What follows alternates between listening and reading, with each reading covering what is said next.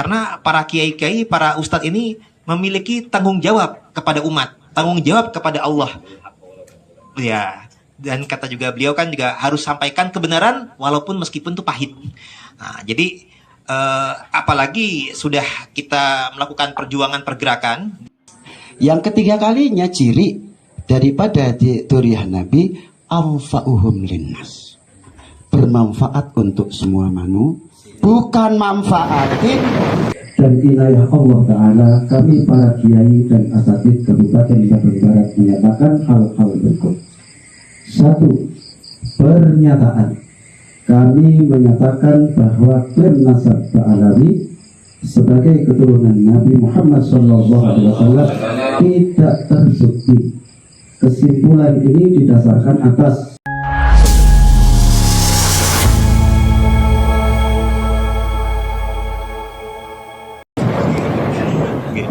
Assalamualaikum warahmatullahi wabarakatuh. Waalaikumsalam warahmatullahi wabarakatuh. Bismillahirrahmanirrahim. Alhamdulillahirabbil alamin, hamdan yuafi ni'ma wa yukafi mazidah. Allahumma sholli wa sallim ala sayidina Muhammad wa ala alihi wa sahbihi ajmain, amma ba'du.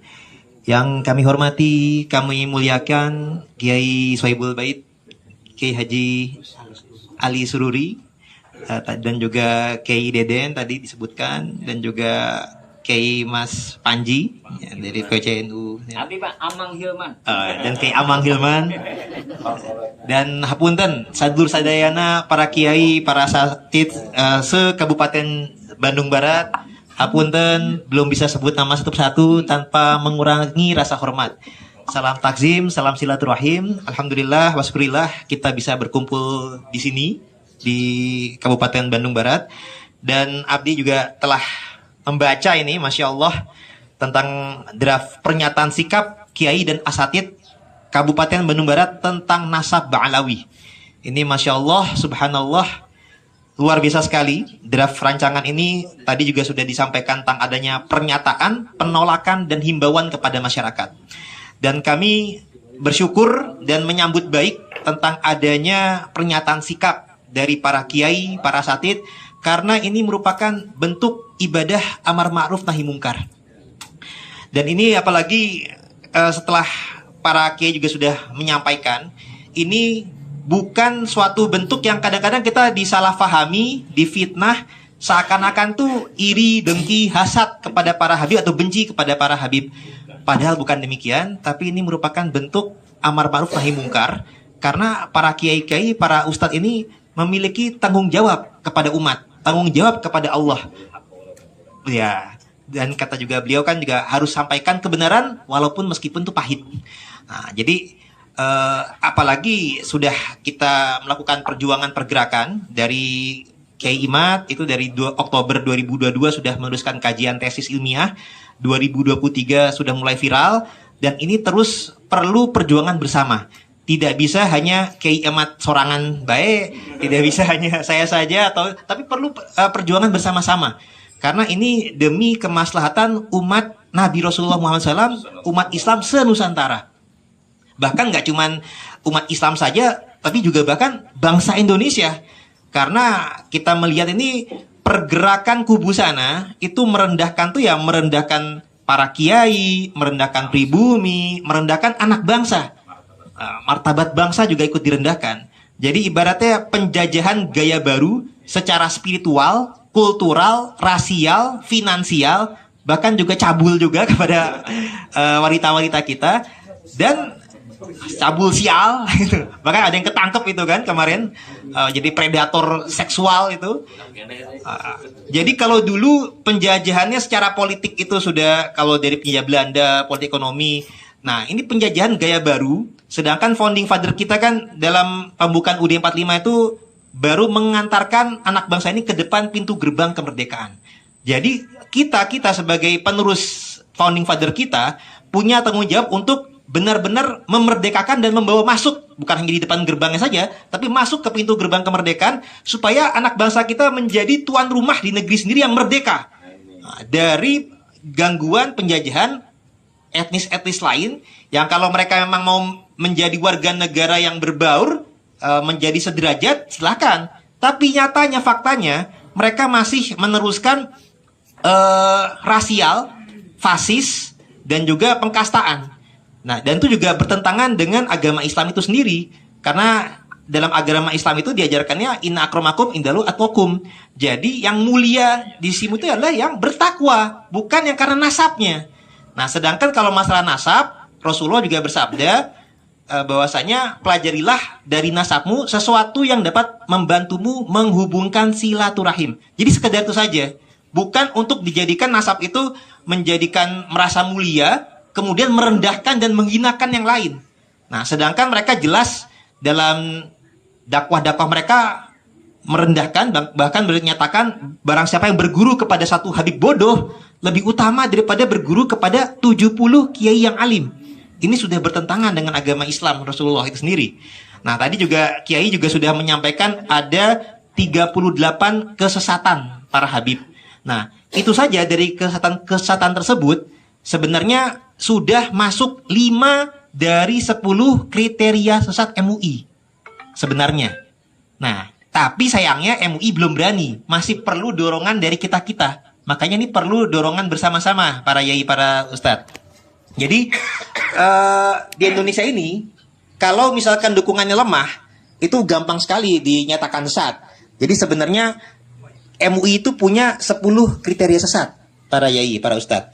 Nah, contoh kalau misalkan gerakan Lia Eden, Ahmadiyah, itu mereka hanya kena 1 kriteria sesat saja, itu sudah bisa langsung ditindak. Nah, pelanggarannya itu adalah kriteria sesatnya adalah meyakini adanya Nabi setelah Nabi Muhammad. Nah, tadi dari 38 yang disebutkan para kiai tadi, yang disetarkan juga diungkap oleh Kiai Sarif Tegal, Sarifudin Tegal kalau nggak salah ya. Nah, itu sebenarnya sudah masuk sampai dengan 5 daripada 10 kriteria sesat. Jadi kalau Ahmadiyah itu hanya 1, Lia Eden hanya 1, ini gerakannya Habib Ba'alawi Mu'asalaman sudah masuk 5 dari 10 kriteria sesat. Jadi luar biasa sekali kesesatannya. Ya, contohnya itu yang pertama, tidak sesuai dengan rukun iman dan rukun Islam. Itu 2 ya, saya sampaikan 2. Jadi yang tidak sesuai dengan rukun iman itu, mereka menyampaikan tuh, rukun iman kan sebenarnya jelas hanya sampai 6. Tapi mereka itu menambah-nambahkan kalau nggak percaya sama Habib sebagai cucu Nabi, itu dalam pandangan mereka itu dihukumnya kafir atau murtad. Padahal bukan dari rukun iman. Artinya mereka menambah-nambahi itu. Nah, kafir itu sendiri juga masuk ke kriteria sesat yang kedua adalah takfiri. Takfir itu dalam MUI itu termasuk sesat kalau ada yang takfiri. Nah, kemudian yang ketiga adalah tidak sesuai dengan rukun Islam. Tadi ada diceritakan yang naik hajinya cukup ke tarim misalkan. Nah, itu kan tidak sesuai dengan rukun Islam. Bahkan ada yang menambah-nambahi rukun Islam itu hanya 5, ditambahkan lagi rukun Islam yang ke-6 itu adalah menjaga kehormatan tarim. Nah, ini nggak sesuai dengan kaidah rukun Islam itu udah masuk 3 itu. Nah, yang keempat adalah melecehkan dan merendahkan Nabi. Nah, ini masuk dari cerita-cerita klaim karomah yang kurofat yang sesat dan melecehkan merendahkan Nabi. Misalkan Nabi Muhammad saja kita peringati Isra Mi'rajnya setahun sekali di bulan Rajab.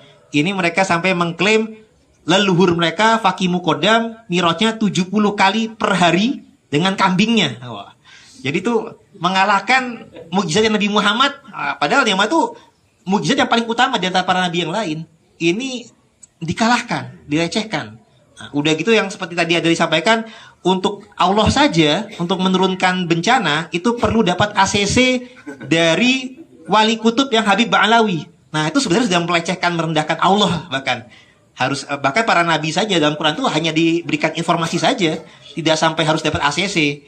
Nah, itu banyak sekali yang seperti itu. Jadi, itu sudah masuk kepada kriteria keempat yang melecehkan dan merendahkan para nabi. Bahkan nabi saja untuk berdakwah hanya bisa mengislamkan, tuh hanya bisa menyampaikan, sedangkan kan hidayah itu urusannya Allah gitu. Dan itu pun hanya sampai dengan di masa hidupnya orang-orang kafir. Kalau para habib bisa mengislamkan orang-orang kafir yang sudah wafat di alam kubur itu, wah, itu bisa diislamkan oleh mereka. Nah, ini benar-benar penyesatan ini kurofat dan ini melecehkan dan merendahkan Nabi yang sebenarnya sudah masuk dari kriteria sesat MUI. Terutama juga yang kriteria kelima itu adalah tidak sesuai dengan kaidah tafsir Al-Quran. Nah, ini terkait dengan surat Al-Ahzab ayat 33. Memang bahwasanya di surat Al-Ahzab ayat 33 itu Allah itu menghendaki mensucikan Ahlul Bait sesuci-sucinya. Nah, cuman di sini ada asbabun nuzulnya. Nah, Ahlul Bait pun juga orang rumahnya Nabi. itu kan ada makna umum, ada makna khusus. Sama kayak misalkan para yai ini, kalau makna umum orang rumahnya yai itu ya termasuk santrinya, mungkin supirnya, pembantunya, itu makna umum termasuk selain keluarganya. Tapi makna khusus keluarga ahli warisnya. Nah demikian pula Rasulullah, kalau makna umum Salman Al-Farisi termasuk.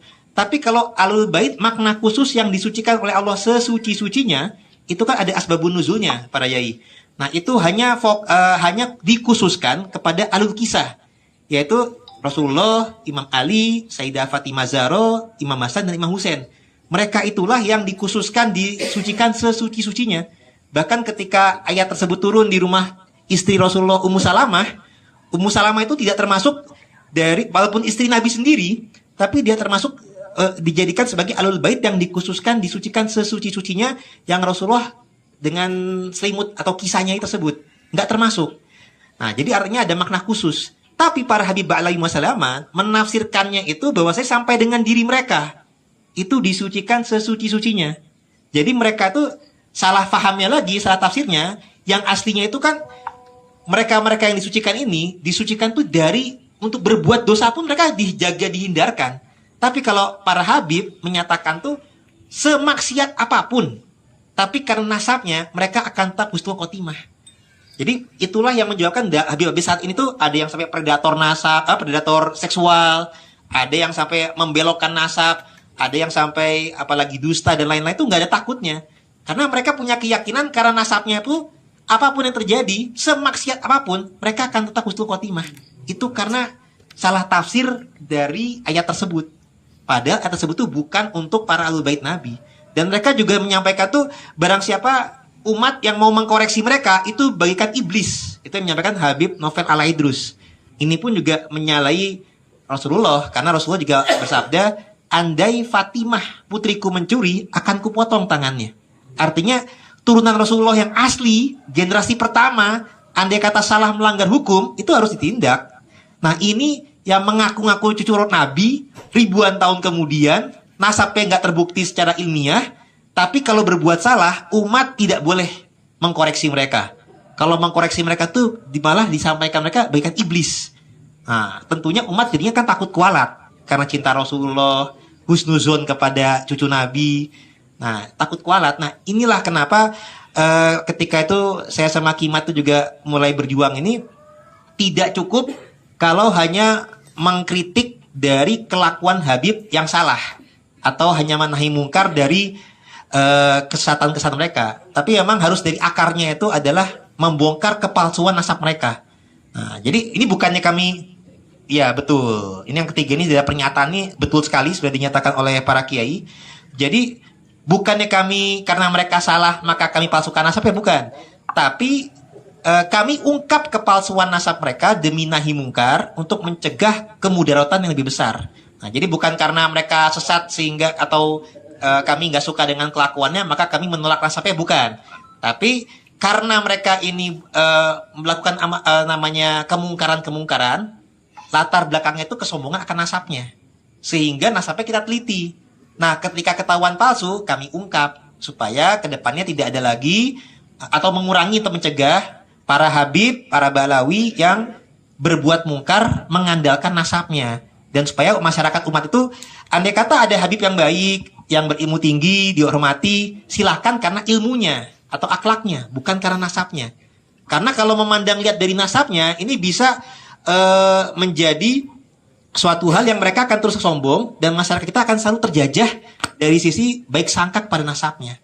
Nah, maka dari itu kami menyambut baik daripada gerakan para kiai, para asatidz, apalagi juga sudah kita temukan lagi masalah nasab ini kan selain tadi kajian manuskrip, itu Kiai Imat kan membandingkan antara data sejaman dengan data yang sekunder. Artinya kaidah ini apabila ditentang, maka fakultas-fakultas sejarah se-Indonesia itu harus ditutup. Karena ini kalau misalkan kaidah ilmiahnya Kiai Imat ini dibantah secara hal yang tidak ilmiah, maka ini benar-benar meruntuhkan kajian ilmiah ilmu sejarah. Jadi perlu diketahui para kiai, datanya para Habib Ba'alawi ini baru mengklaimnya itu di abad 9 Hijriah melalui manuskrip mereka yaitu adalah kitab Al-Burqah Al-Musikoh yang ditulis oleh 9 Hijriah, kalau Masehiynya 15 Masehi. Kalau Hijriahnya 9 Hijriah. Nah, ya, jadi 9 baru 1400-an. Nah, jadi 9 Hijriah atau 15 Masehi.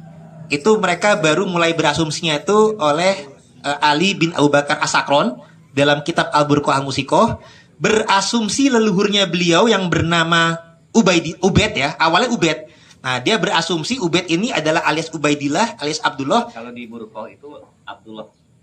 Enggak, awalnya Ubaid dulu. Nah, dia berasumsi bahwasanya Ubaid ini adalah alias Ubaidillah alias Abdullah. Nah, awalnya dari kitab As-Suluk Abdullahnya. Nah, tapi di kitab As-Suluk tentang nama Abdullah itu adalah leluhur dari Bani Jadid.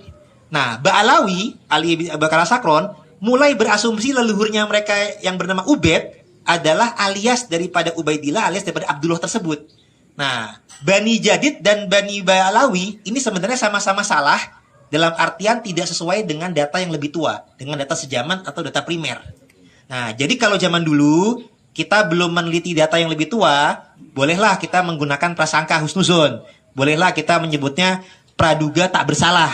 Bolehlah kita kalau dalam ilmu sejarah itu argumentum excellentio. Kita bisa mendiamkan dari sanggahan terhadap sesuatu yang belum ketemu bukti penyanggah yang lebih tua atau yang lebih valid, Yai. Nah, karena itu datanya abad 9 Hijriah. Tapi zaman sekarang sudah canggih. Nah, kita sudah bisa meneliti, sudah bisa mengkaji dibandingkan dengan data yang lebih tua. Data dari abad 5, 6, 7, 8. Karena ternyata tokoh Said Ahmad bin Isa yang diklaim sebagai leluhur Ba'alawi itu kan hidupnya di Irak. Nah, di keluarga besarnya ada menurun di Irak. Itu hidupnya di abad 4 Hijriah. Nah, dalam data kitab yang lebih tua, terutama yang paling lengkap itu dalam data kitab Sejatul Mubarokah, ternyata anaknya hanya Muhammad, Ali, dan Hussein saja. Tidak ada nama Abdullah, tidak ada nama Ubaid, Ubaidillah tak ada. Hanya 3 saja. Nah, artinya data di masa kemudian, data sekunder yang kontradiksi dengan data yang lebih tua, maka batillah data yang lebih muda tadi. Karena nggak sesuai, kontradiksi dengan data yang lebih tua tadi. Andai kata data yang lebih tua itu belum ketemu, kita masih bisa prasangka baik, masih bisa husnuzon, masih bisa praduga tak bersalah. Tapi data keturunan Said Ahmad bin Isa ini dari turun-temurun, dari abad 5, 6, 7, 8, itu tercatat, Yai. Nah, Pak Kiai Imad sudah menuliskan detail data-data tersebut, kitab-kitabnya, sehingga karena datanya memang ada dan terbukti berbeda, maka terbukti Ba'alawi salah. Andai kata data yang lebih tua ini belum ketemu, kita masih boleh berprasangka baik, masih boleh berhusnuzon. Tapi karena sudah ketemu dan datanya terbukti kontradiktif, maka kita sudah tidak boleh lagi berprasangka kepada nasab mereka. Nah, apalagi kita juga dikuatkan secara, kalau tertulis itu kan dalam bahasa hukum itu kan de jure. Nah, de facto-nya dengan tes genetik tadi, Yai. Nah, contoh misalkan orang mungkin nggak tercatat karena istrinya siri misalkan, atau anaknya itu kawin di mana poligami, punya anak yang nggak ketahuan misalkan. Nah, maka kalau memang demikian halnya, harusnya keturunan daripada pernikahan hasil siri ini, kalau dibandingkan dengan zaman sekarang tes DNA, genetiknya tuh harus sesuai dengan keturunan yang istri yang sah. Nah, ini makanya kita secara, kalau Kiai Imad tadi manuskrip kan data tertulis, nah ini kita sudah sandingkan pula dengan data de facto genetik. Nah, itu awalnya sebenarnya juga dari, kita sudah menyesuaikan kalau internasional itu dari ISOC para Yai, International Society of Genealogis. Artinya itu asosiasi para genealog dan geologis internasional. Nah, kalau di dalam negerinya yang sudah ikut meneliti, anggota BRIN, itu adalah Dr. Sugeng. Kalau berikan Badan Riset dan Inovasi Nasional. Tapi ini artinya kaidah ilmiahnya itu sudah go internasional. Nah, ini pun juga sudah menyesuaikan dengan fikihnya NU, karena kan dulu sudah pernah ada Muktamar NU ke-31 tahun 2004, bahwasanya tes DNA itu bisa untuk membatalkan ilhak nasab, tapi belum tentu bisa untuk menentukan. Nah, kalau menentukan harus pakai data lain, saksian lain. Tapi kalau untuk membatalkan bisa. Nah, artinya nih penelitian genetik ilmiah ini juga sudah disesuaikan. Nah, terbukti bahwasanya Habib Ba'alawi ini haplogrupnya G, jadi mustahil sebagai turunan garis laki patrilineal kepada Nabi Ibrahim saja mustahil, apalagi Nabi Ismail, apalagi Imam Ali. Karena ke Arab pun juga bisa mustahil. Haplogrup G mereka ini artinya garis lakinya ke Kaukasus, Eropa Timur. Tapi sudah ada migrasi perpindahan ke Timur Tengah, awalnya ke Mesir, lantas berbaur dengan Yahudi, dan kemudian ke Yaman. Nah, itu pun kita sudah, Dr. Sugeng juga sudah meneliti bahwasanya tes DNA leluhur haplogrup G ini yang sebenarnya garis lakinya atau Kaukasus, itu awalnya sudah terdetek mulai di Timur Tengahnya itu di zamannya Fir'aun. Fir'aun masa Amenhotep itu punya mertua namanya Yuya. Nah, itu sudah ketemu muminya dan sudah di tes DNA itu langsung dari fisik muminya sudah di tes DNA. Ternyata tuh sinkron sebagai leluhur garis lakinya Ba'alawi. Gitu. Jadi keturunan daripada mertuanya Fir'aun.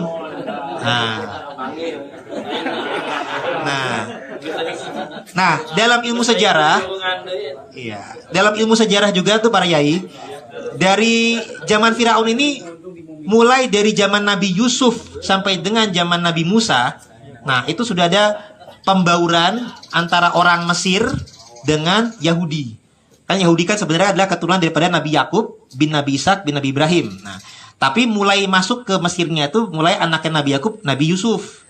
Nah, Nabi Yusuf masuk ke Mesir. Nah, di Mesir itu mulailah Yahudi ini berbaur di Mesir. Sampai dengan zaman Nabi Musa baru keluar dari Mesir. Nah, kalau para Yahudi garis laki, para yai, itu dengan para keturunan Rasulullah Alawiyin, karena sama-sama keturunan Nabi Ibrahim, haplogrupnya J. Nah, sedangkan para Ba'alawi ini G. Jadi kodenya kode tanjakan. Jadi mustahil turunan. Jadi kalau dari Nabi Adam itu ada Y dan A itu A, B, C, D, F, G, H, I, J sampai R gitu. Kalau Nabi Ibrahim itu di haplo J, kalau Ba'alawi di G, golef, tanjakannya. Jadi nggak mungkin turunan, karena kodenya tanjakan. Jadi kalau keturunan Nabi Adam, Nabi Nuh, Nabi Idris masih bisa. Tapi kalau ke Nabi Ibrahim saja sudah mustahil. Apalagi ke Imam Ali gitu. Sudah dibawa. Nah, tapi yang ketemu bukti itu adalah keturunan Yuya tadi.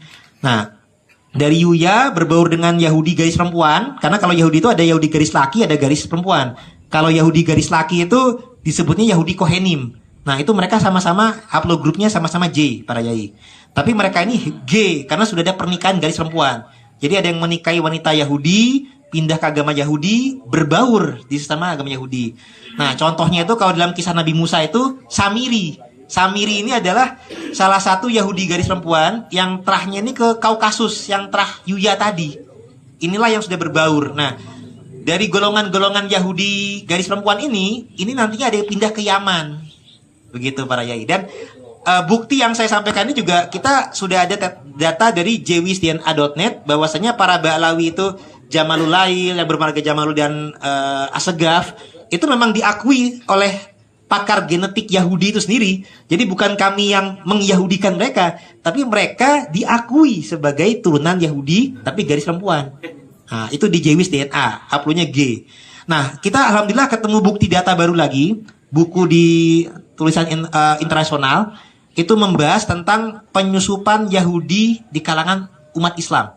Nah, ternyata di abad 12 Masehi ini kita sudah temukan bukti data baru bahwasanya orang-orang Yahudi Yaman itu pura-pura masuk Islam.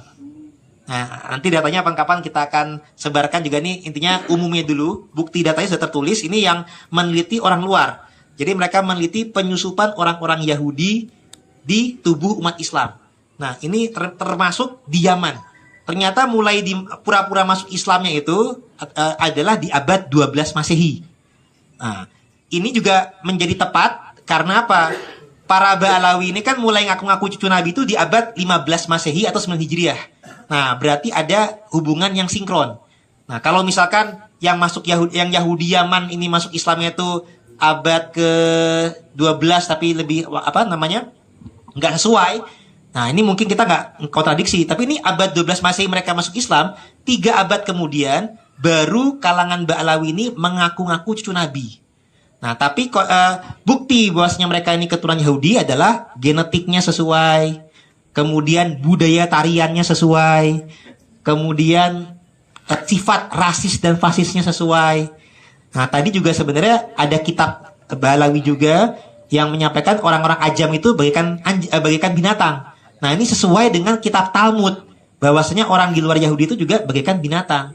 Makanya kalau zaman sekarang mereka tuh kalau caci maki menyampaikan anjing, babi, monyet, curug, jangkrik, kayak kebun binatang, itu memang sudah kebiasaannya mereka. Karena mereka itu memang dari zaman dulu tuh di luar kalangan mereka tuh binatang. Itu udah ada, kitabnya pun juga ada. Dan itu sesuai dengan kebiasaannya Yahudi dalam kitab Talmud. Jadi memang karena sudah biasa demikian ya, memang karena mereka Yahudi. Andai kata mereka cucu Nabi asli ya mustahil seperti itu. Kalau kata pepatah itu kan Yai, buah itu nggak mungkin jatuh jauh dari pohonnya. Nah, jadi mereka secara genetik sesuai, secara apalagi tuh sifat rasis, fasisnya, dan mereka juga melarang para wanita mereka tuh menikah dengan di luar kalangannya. Nah, alhamdulillahnya dengan demikian kemurnian kepalsuan nasab mereka terjaga. Kepalsuan dari cucu Nabi. Nah, itu gampang dicek jadinya.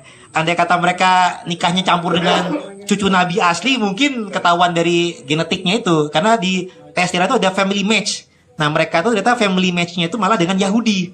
Tidak family match dengan turunan Nabi yang asli. Jadi alhamdulillahnya karena mereka menjaga rasisnya, terbuktilah kepalsuan mereka. Nah, mungkin demikian dulu dari kami. Kami amat sangat bersyukur para kiai, para asatid ini juga menyatakan sikap. Kami mendukung, apalagi di Bandung ini keturunan para wali. Ada dalam Mahmud, ada dalam Abdul Manaf, mungkin di sini juga ada makam tertentu. Ini keturunan Rasulullah yang asli justru. Kita cek di silsilah itu keturunan daripada di Pati Ukur, keturunan daripada Said Abdurrahman Al-Qadiri, menantunya Syarif Hidayatullah. Jadi perpaduan keturunan Syekh Abdul Qadir Al-Jailani dengan Jalul Al-Kazimi Al-Husaini. Ini justru para leluhur-leluhur kita, para pendakwah yang ada di Bandung, yang ada di Jawa Barat, itu justru turunan Rasulullah yang asli. Sehingga jangan sampai dibelokkan malah ke Yaman. Nah, karena aslinya cucu Nabi itu justru ya leluhur-leluhur kita. Ada yang dari Maroko, ada yang dari Uzbek. Demikian dari kami, kurang lebihnya mohon dimaafkan para yai. Wallahul muwaffiq ila aqwamit thoriq. Assalamualaikum warahmatullahi wabarakatuh. Alhamdulillah. Penjelasan yang begitu jelas gamblang ya. Ini tambahan, bukan tambahan lagi, penjelasan inti yang sebenarnya kami tidak menduga-duga akan kedatangan Pak Kiai ya. Ini merupakan anugerah juga ya bagi kita semuanya. Ini yang membawa Pak Panji juga nggak ada konfirmasi. Iya, langsung saja begitu ya. Ini selanjutnya kan tadi sudah dibahas. Ini sudah disepakati ya, tidak ada ini ya. Sepakati. Kalau saya sendiri sih nggak terlalu sulit untuk menyikapi. Yang pertama, yang paling penting tadi jangan bawa emosi, bawa hati yang bersih. Kalau kata kakek saya, sama nggak usah terlalu jauh kata kakek saya, karena saya memang belajar sama kakek saya. Ciri duriah Nabi, kalau kata kakek saya itu minimal 7, karena huruf Fatihah juga ada 7. Yang pertama, wa ma arsalnaka illa rahmatan lil alamin. Ciri duriah Nabi harus penuh kasih sayang. Kok bukan kasih sayang berarti cirinya tidak? Satu itu. Yang kedua kalinya, ciri duriah Nabi li utammima makarimal akhlak. Nggak punya akhlak, moralnya bejat, berarti nggak ada ciri. Itu ini ciri, ya kan, ini ciri. Yang ketiga kalinya ciri daripada duriah Nabi, anfa'uhum linnas, bermanfaat untuk semua manusia, bukan manfaatin.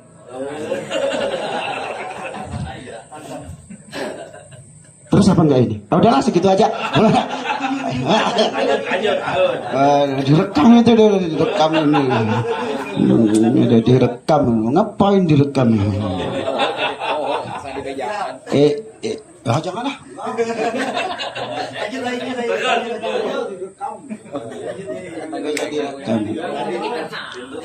Kan saya menyampaikan wasiat kakek saya, kan boleh-boleh saja.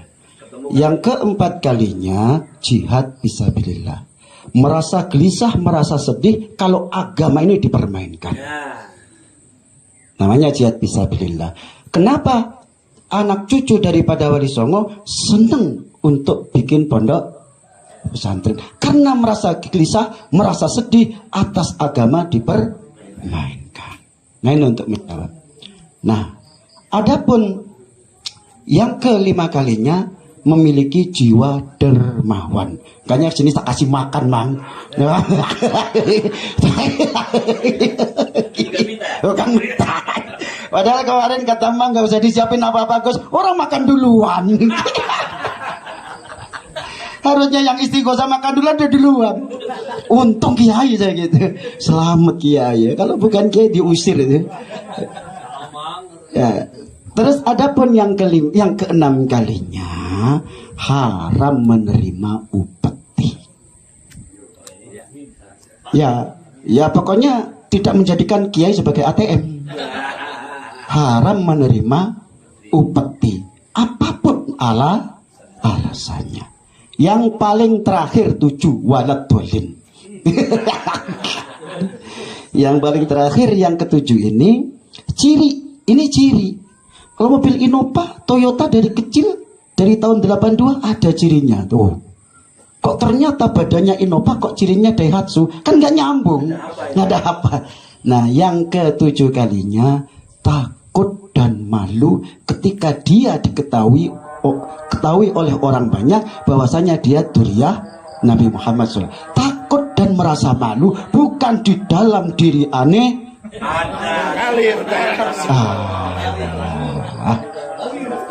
Ini mungkin itu aja gambaran saya. Saya bisa menolak atau enggak terserah saya. Orang sama Habib Duriah Nabi atau enggak, percaya boleh, enggak percaya juga boleh. Jadi aman kita.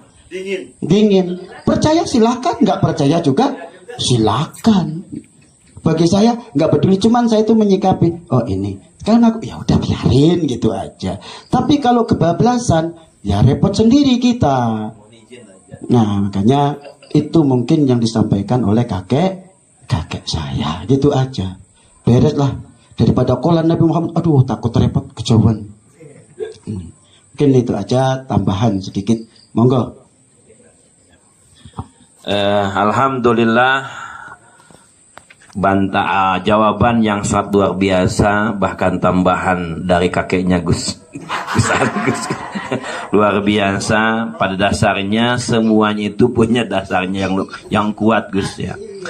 Karena ini sudah sedikit dingin malam, mari kita deklarasi pernyataan sikap yang didasari dengan tadi hasil kajian. Bukan hanya hari ini saja sebetulnya, Pak Kiai, tetapi kami sudah sedikit membahas di dalam kelompok-kelompok kecil, saling memberikan informasi. Inilah mungkin ujungnya.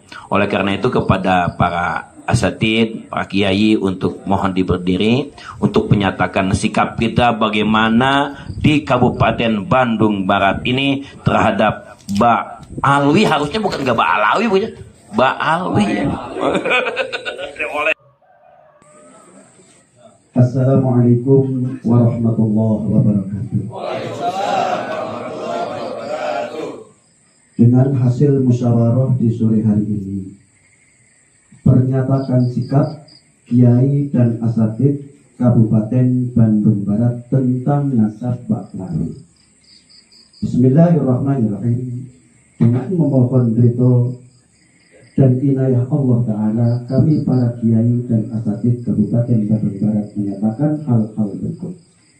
1. Pernyataan. Kami menyatakan bahwa klaim nasab Ba'alawi sebagai keturunan Nabi Muhammad SAW tidak terbukti.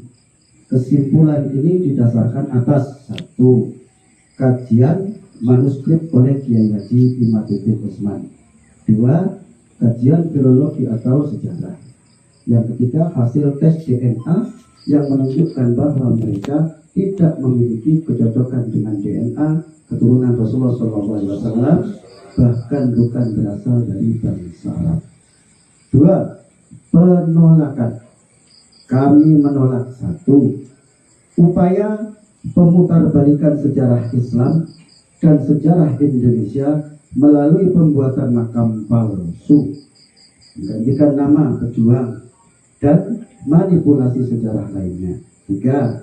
Klaim Kedua, klaim keterlibatan besar dalam perjuangan kemerdekaan RI, padahal ada bukti bahwa sebagian mereka bekerja sama dan mendukung penjajah Belanda. 3. Usulan pengangkatan tokoh dari kelompok ini sebagai pahlawan nasional. 4.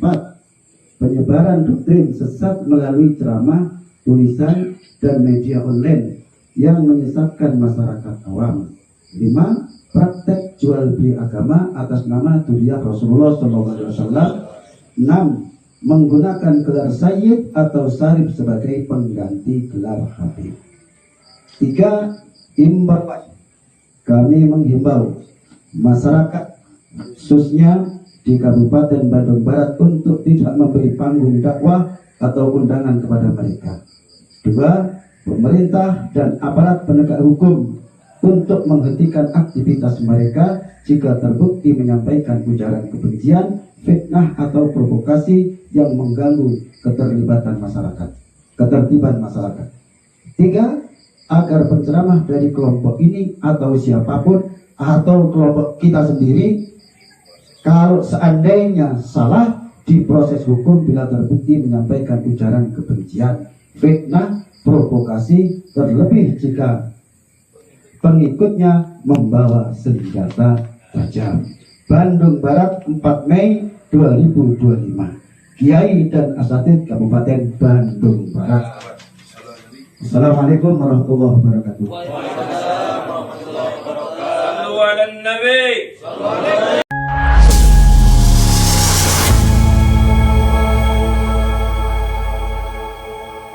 Itulah tadi pernyataan sikap dari para ulama di Bandung untuk memerangi segala macam kemungkaran, terutama khurafat-khurafat yang dibuat oleh klien Balawi yang ada di Indonesia. Tadi kita sudah dengar bersama secara gamblang pernyataan dan juga pemaparan dari Tubagus Mugi akan hal tersebut.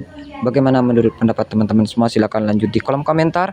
Terima kasih selalu support Arman Al-Fatih. Kita jumpa lagi di video selanjutnya. Assalamualaikum warahmatullahi wabarakatuh.